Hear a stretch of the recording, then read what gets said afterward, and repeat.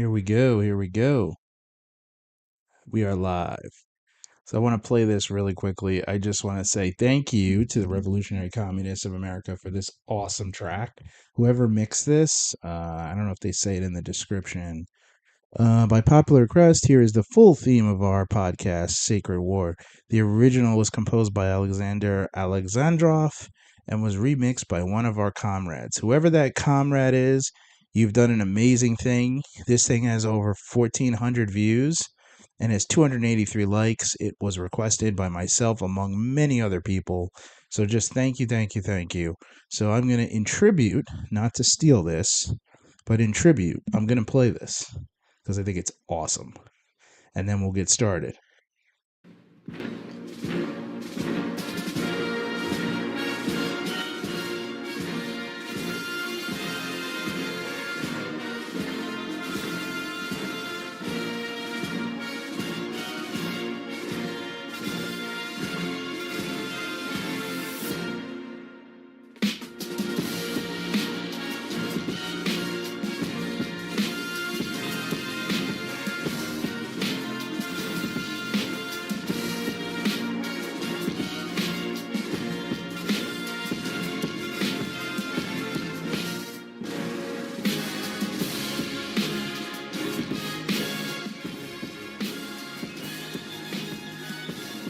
So cool.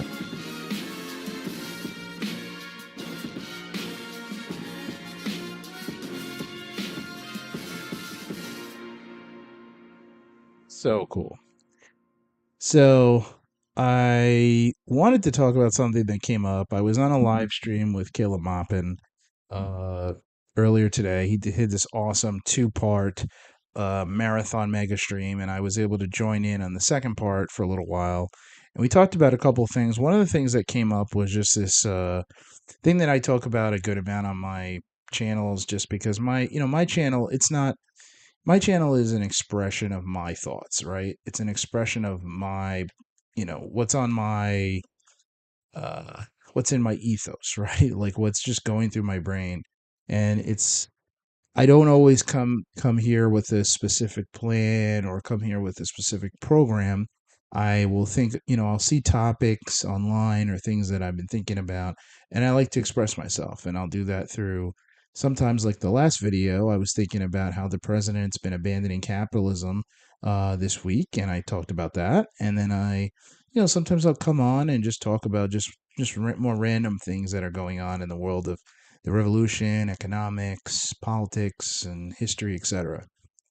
So, one of the things I wanted to talk about now and do it live because I was thinking about it was what I started to talk about on Caleb's mega stream, which was this idea that there's this new class of people who have never really been a huge part of the revolution, but are certainly now being kind of pinned in and pushed against, and they are experiencing some of the hardships that the proletariat and the peasant classes, and those are outdated terms, but certainly appropriate. Some of the things that they have experienced in the past is now being experienced by people with middle income, upper middle income jobs. So, for example, you're seeing analysts at banks, you're seeing lawyers, you're seeing doctors, people who you would think are kind of cruising along in capitalism, people who are just doing well in the system because they have gotten the degrees and have the titles that you were told you need to get to be able to live very comfortably.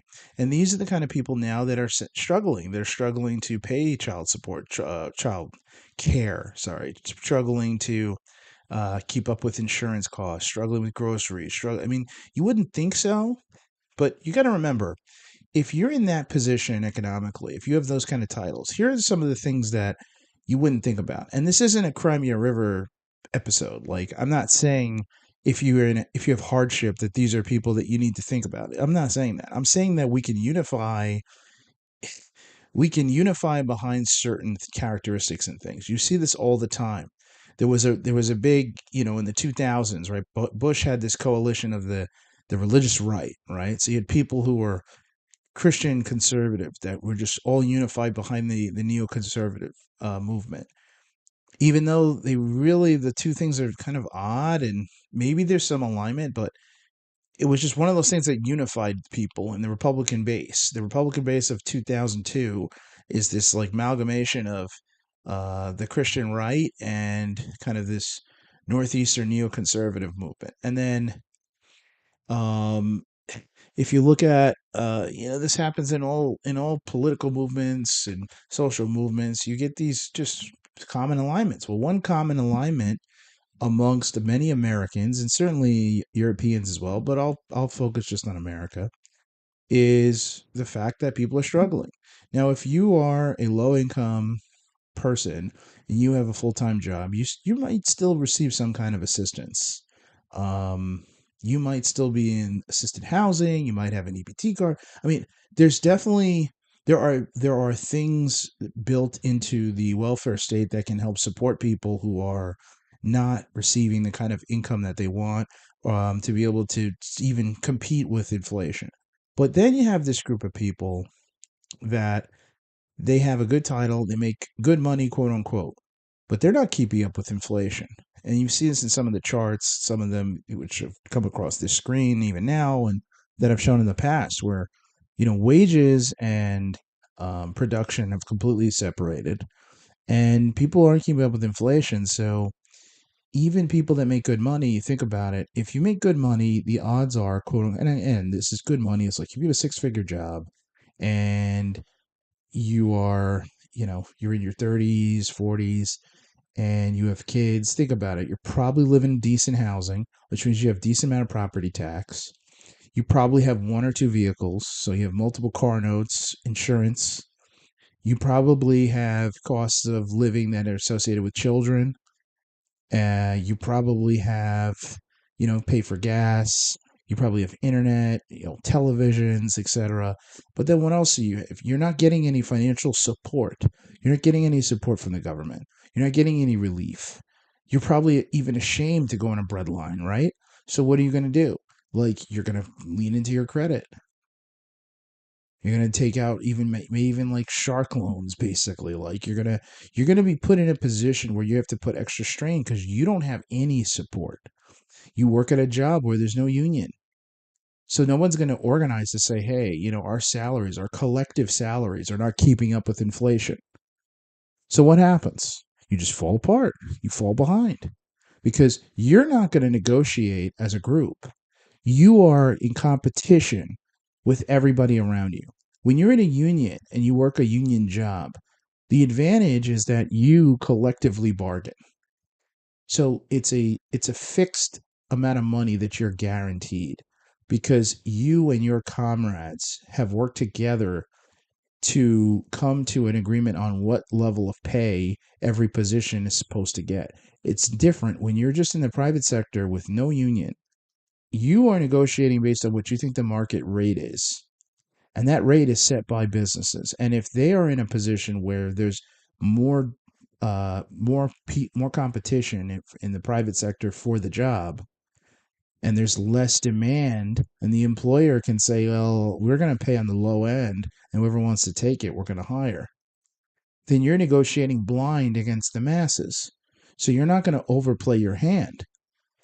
Not to mention the fact that you're also negotiating against people in your own organization because everybody's on their own. And there's always crossover. There's always people who have cross trained on the same position, same work.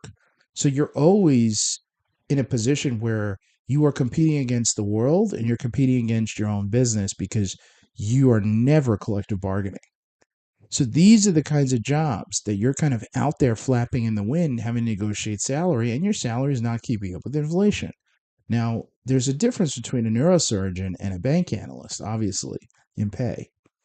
But the concept is similar in that these are people who, in the past, money was not the number one concern. Time was the number one concern. And I know Marx would say, well, you're selling your labor, right?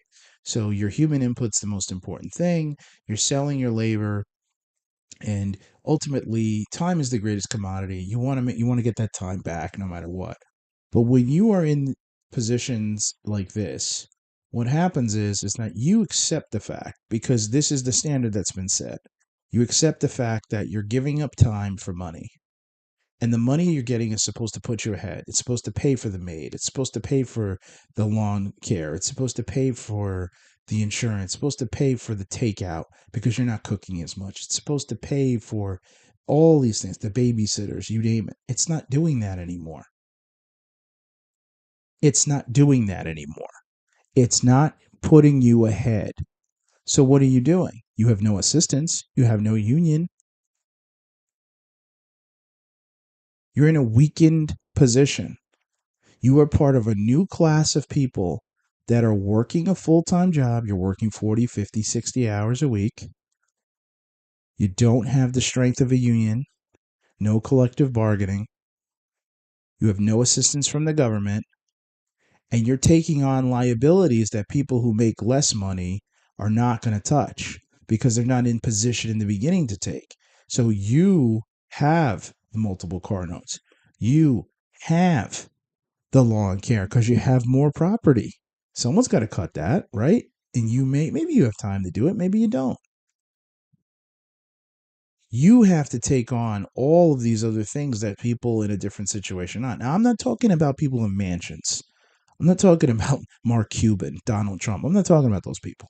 I'm talking about people who you would see at McDonald's, people who you see at Walmart, people who you see at Target, people you see at ShopRite, people that you see at in normal places doing normal things, people that don't have their own driver, people that don't have a private jet, people that may not even have a second home, people that just are in existence in your everyday life, but they have a job or a title that you think puts them in an advantage, but in reality, it's a burden because they are not able to walk away from their income because of how much in liabilities they have in everyday life, but they're never going to get ahead because guess what? Their job doesn't do that for them anymore. Now let's get to the psychology part. That person is going to think, you know what the problem is? The problem is my boss. My boss is the problem. He doesn't value me. She doesn't value me. Then they're going to say, you know what the problem is? The problem is my company. My company doesn't give me the bonuses it used to. It doesn't believe in that anymore. It's not giving me the raise I need. It's not it the problem is the company. That's the issue. And then you're going to say, "No, the problem is my spouse. My spouse doesn't make enough money. My spouse doesn't pull their weight.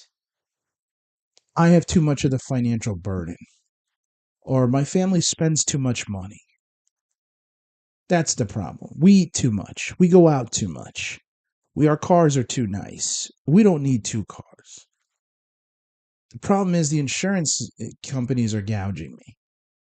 Maybe that's all these things could be true, right? But here's one thing they don't think about because it's not taught in school. It's never discussed because this is one of the problems when you don't have an honest educational system. Things are outside of your sphere. Well, what is it that you would never think about? It's the system. It's the system. I have a leak in the roof. I have gutters that are broken. My hose and my water system, it doesn't work, so I can't water the front yard. I have planks broken on my deck I have to fix. The light outside the front door doesn't work. The electrical isn't working properly. The HVAC company said the AC unit needs to be replaced. One of the steps in the basement doesn't align properly. All these problems, right? What's the problem? The problem is the house, man. It's the whole house. Well, in this case, America's the house. I mean, your boss could be the faulty step. Your spouse maybe not pulling their weight or not, or spending too much. That could be the gutter. I mean, there's all kinds of. It doesn't necessarily negate the individual problems, but it does negate something, and that is that you're never thinking about the whole system. And because people in these positions don't think about the system, there's no political pressure to change the system.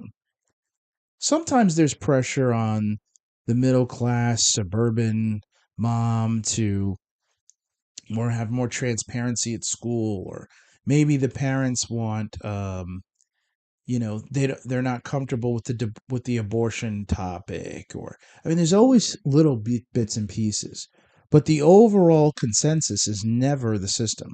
You're never getting a group of people that donate a little money and that do show up for PTA meetings, and might even like go to a town hall.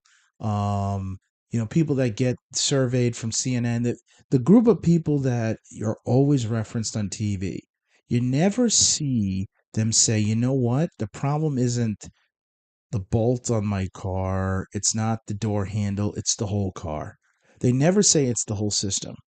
And the reason they don't do that is because we are taught to never question the whole system. We're never taught to say it's capitalism not working. We're never taught about the tendency of the falling rate of profit, right? We're not taught about, we hear these diatribes about communism, no one can own any property. So we're so thankful that we have property and capitalism that we're willing to take the beating that comes with, all of the pressure.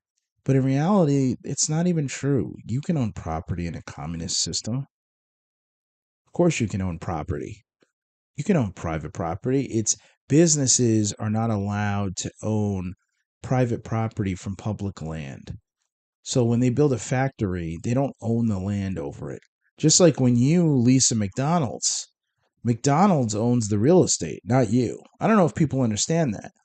Most fast food enterprises, when you go into it, because I did some research once about going into fast food business, one of the drawbacks is if you go into a fast food business, you don't own the real estate. So you're basically leasing a job because you don't own the property. You don't even really own the equipment. What you own is a right to manage the business and to get a cut. That's it. That's all you get. And for some people, this might be okay, right? This might be fulfilling. But for a lot of people, okay, for a lot of people, it's a question. It's For a lot of people, it's not enough because you're taking on a lot of risk. And what are you getting back? For a lot of people, right? What are you getting back? I didn't advertise this stream. I'm not expecting anybody in here, but I felt like doing this live because I just want to get it out there, and I don't feel like even going through the steps I do to record this on my computer. But I just wanted to point that out, that you have this situation where so many people in the West, in America specifically, they're aware of the liabilities they have. They're aware that there's something wrong with the political system, and they're aware that their dollar doesn't go as far, and they're aware of the pressure that they're under, but they're not aware of where it comes from. What's the root? They're just not aware of that because they're not allowed to be made aware of that. That's never been taught to them. They're just taught, well, I didn't get the house because there's too many cash buyers and my credit's not perfect and I have a good job and I can't pay my bills, but it must be something I'm doing wrong. I live too lavishly. I there's always these excuses.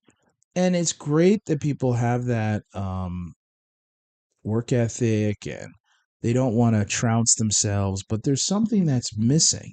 And what's missing is questioning the whole system, putting pressure on our leaders to say, you know what, maybe this isn't working properly. And until we all start doing that as a group, we're going to continue, A, to be divided, but B, we're never going to address the root cause. And it just hit me when I was talking about this tonight with Caleb.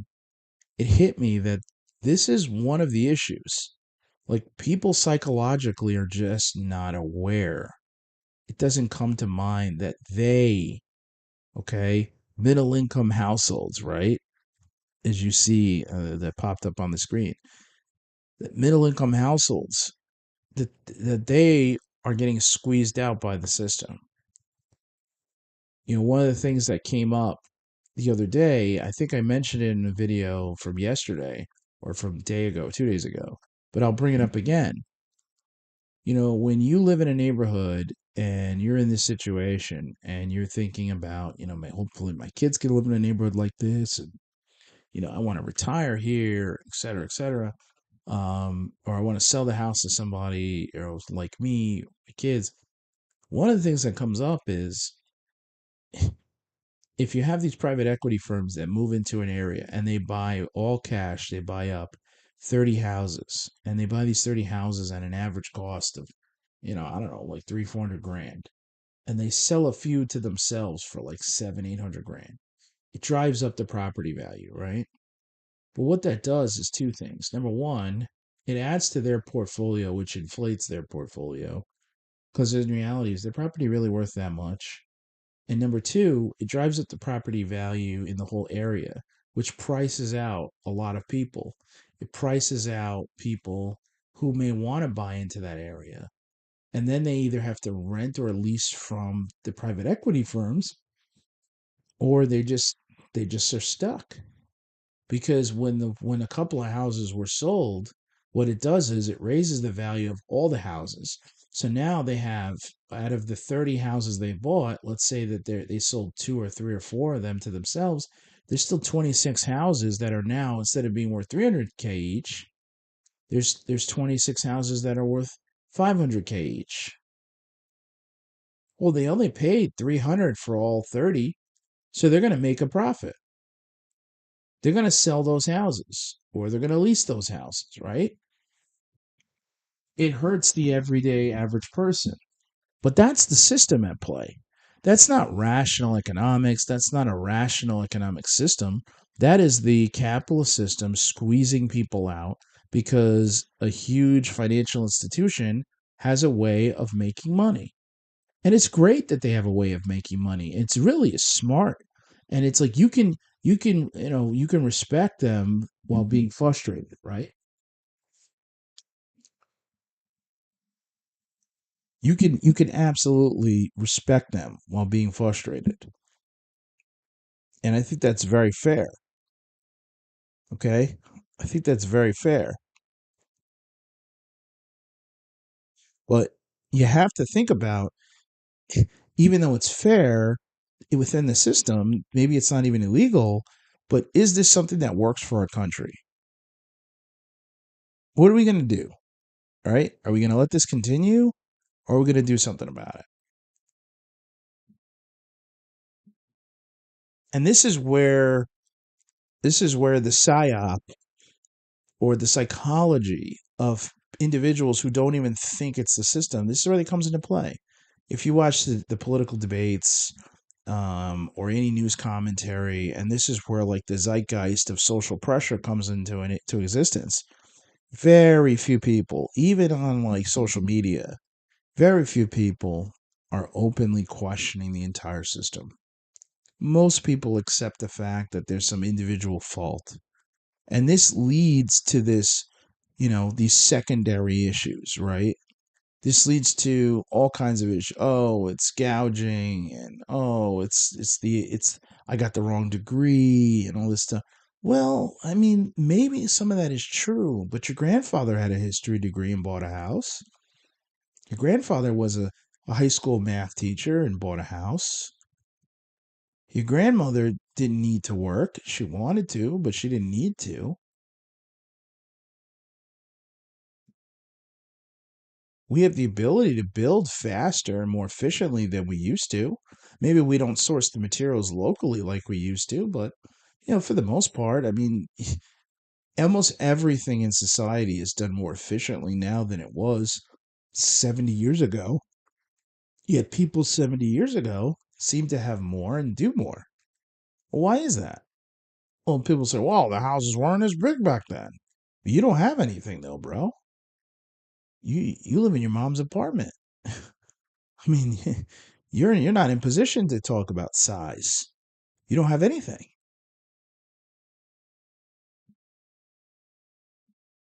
So these are challenges, right? These are challenges. And I'm not saying that I have the perfect solution, but you have to at least be able to think in order to start addressing what are we going to do, right? How are we going to fix this? There's another problem that comes in, and I talk about it on this channel a lot, and that's not talked about, and that's the fact that, well, besides the housing supply and besides the private equity firms that are contributing to the problem, and besides the fact that this tendency, the falling rate of profit, there are tons of contributing factors, but then there's another contributing factor, and that's that no matter what people do in the West, we don't own our currency.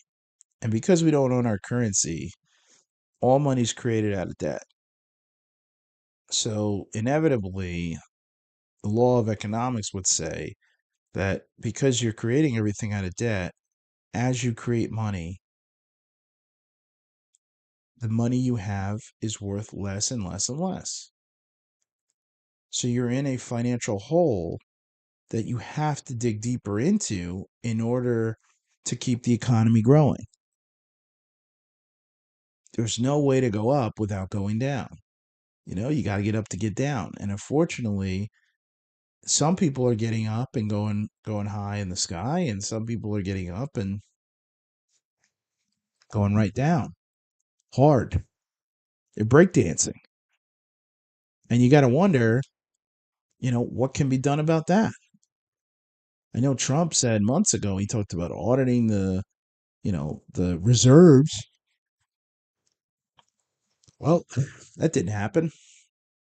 Ron Paul talked about, audit the Fed and the Fed. We didn't even come close to that. And maybe there's a third option, right? Because you have people that say that you need the Fed and its function and whatnot. I could go into the fact that the Fed has lost, the dollar has lost 99, or what, 95, 96% of its value since the Fed came into existence in 1913. I could talk about the fact that there were two central banks prior to the Fed that were both, where the charter was allowed to expire because our founders and forefathers just decided that it didn't work and they didn't trust it. I could go on and on, but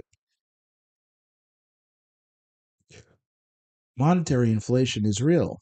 And one of the things that could be done to help slow down that process is a buyback of the Federal Reserve System.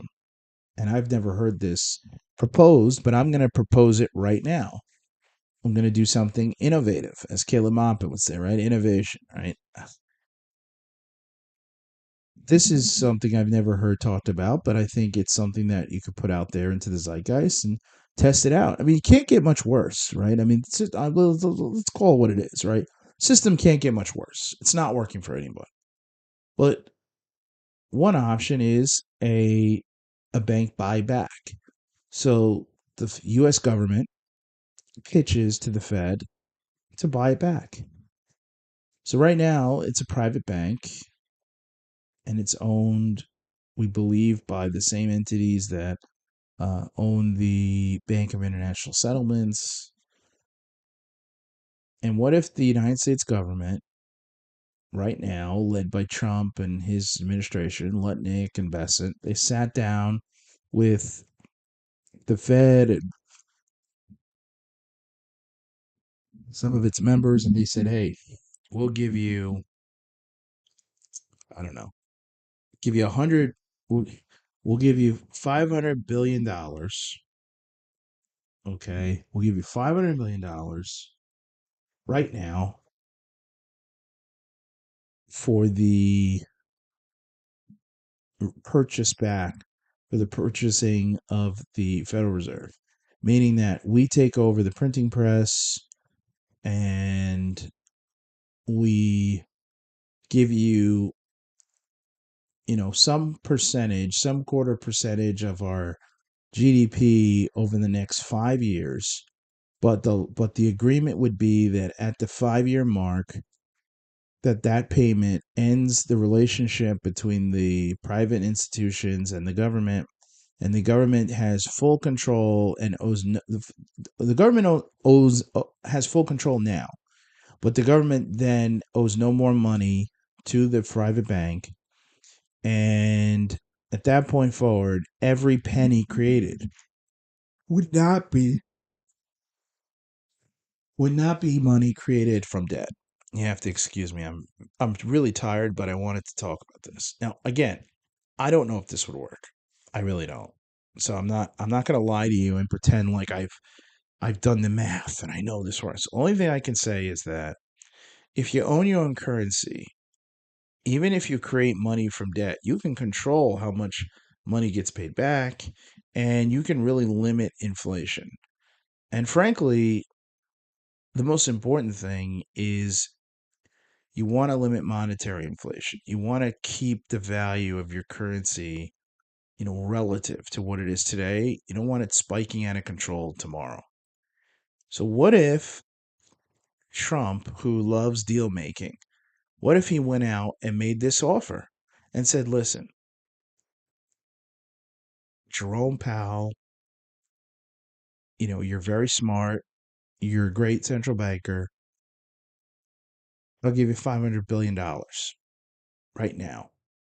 And in exchange, I want control over your print press, and I'll give you a 1/4% of our GDP as payment for the next 5 years, at which point we owe you no more money and we get full control with no lingering debt.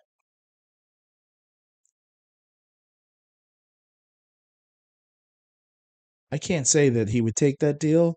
I don't know the mechanics of that deal being processed, but I would say that that is something that should be considered, because this way they get a huge amount of cash, which they can invest into another country or something else. And the US gets to reconstitute its own central bank. It can turn it into a public bank where all the taxpayers become like members of the bank. You could actually I mean, this is wild, but this is another idea. You could turn it into the world's largest municipal bank. So you could turn it into the United States municipal bank, where everybody who's a US citizen has a percentage of the bank, and the bank can do investments directly tied to the taxpayer. So you have this, each state can vote on a member of the bank, right, or a representative, and then they can set up local versions of this bank. So you have the one in DC, and then you have one in every state. And then if the states choose, they can even do it by county. They can set up local branches. And those banks can hire people. We have some of the best and brightest in the whole world, right? You take some local analysts who look at people and look at business ideas, and they say, hey, there's a need for infrastructure here, because if we build the infrastructure here, the amount of commerce that'll come with it is worth it. Or hey, there's no grocery store within 20 miles of this area. Let's build it here. Like, you can start doing things that have a positive economic and social impact. In exchange, the people own the bank, so they get the dividends. And a debt jubilee would be amazing. I think that would be huge. But then you have a new kind of state capital system. And I know that's not perfect, but you starting to transition away from the system we have now. So essentially, this would go into a couple of phases, and I'm kind of fleshing this out as I talk, but I'm just thinking about how this would work. So you have the president and his people sit down, right? And they could do it in a hearing, they could do it in public, whatever. They sit down with the Fed chair, and they offer to the Fed a huge package to purchase back the print press. Once that is accepted, then the bank immediately changes from the Federal Reserve to the United States Federal Municipal Bank, right? And once it does that, it opens up a branch in every state, And each state has the freedom to open up additional branches for local activity. And the bank is run like a cooperative. So the bank has members, all of the owners of the bank are the taxpayers, and the bank can make loans for private local businesses, and when it collects fees, the money goes back into the coffers. But what that does is, if they print money, it might create inflation, I should say. But you don't have to worry about any high interest rate, and they could promise a very short rate package, or a very short rate pyramid, from the prime rate to the subprime rate. They could promise the shortest distance of rates that are applied to all people, because everybody's a member. So when you're going for a rate, if you're the lowest credit or you're the most speculative, then you get a rate similar to the prime rate, not too far off. And you can set up like groups to vote yes or no on projects, on loans. Or you could make it so that it's not necessarily always the most efficient bank, but it's a safer bank for the people. And these are just ideas. I mean, look, I don't think that any of this will be adopted, and some people might even think it's stupid. But the idea is, what you want to do is create an environment, even inside the system we have now. You want to create an environment where there's some controls over the money, and there's some controls over how the money is distributed and through what vehicles and to what type of people, right? And eventually, over time, it'll even out into a situation where you are investing directly with the people and it's managed by the people. And look, if it's a train wreck, well, we're already in a train wreck, right? So who cares? You know, we're already in a train wreck. So what does it matter? I think that's just, you know, I think it's something worth doing. Anyway, I'm going to end on this again. Thank you again to the RCE A for this really, really awesome track. And good night, everybody. Merry, Merry, Merry Christmas. And if I don't, I'll be streaming soon. But Merry Christmas, Happy New Year, Happy Hanukkah. Just blessings to everybody. And, may everybody have a wonderful, wonderful night. Thank you so much.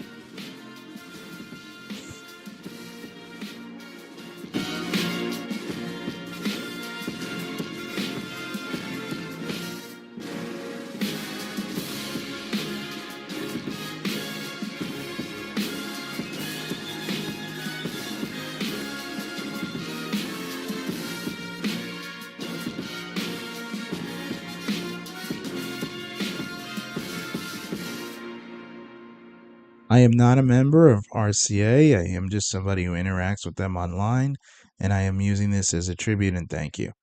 Thank you very much, everybody. Have a great, great evening. Many blessings. Merry Christmas. Happy Hanukkah. Happy holidays. May everybody be safe. And thanks again. Always appreciate it. Thank you.